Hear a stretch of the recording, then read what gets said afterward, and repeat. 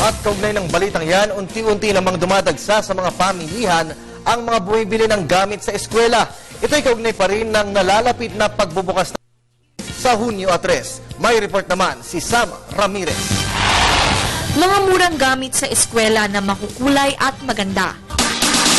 Sino ba naman ang hindi mahahalinang bumili, lalo na at ilang linggo na lang ay back to school na naman ang mga chikiting sa bahay. Ngunit ingat-ingat po sa pagbili ng mga mumurahing gamit pang eskwela dahil sa mataas na lead content na laging nakikita sa mga murang gamit pang eskwela, lalong-lalo na sa mga bag at baunan ng mga bata.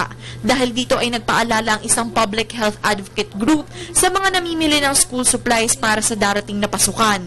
Namili ng samples ang nasabing grupo upang malaman kung gaano kataas ang lead content ng mga ito at ang resulta, umabot sa 50,000 parts per million ang lead sa mga gamit, malayong-malayo sa 90 parts per million na limit ng Estados Unidos. Ang lead ay isang chemical na karaniwang ginagamit sa paint coating ng mga gamit.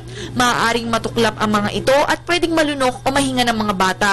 Ang lead ay maaaring makaapekto sa brain function ng isang tao. Ito rin ay naituturing ng ilan bilang isang nakalalason na kemikal.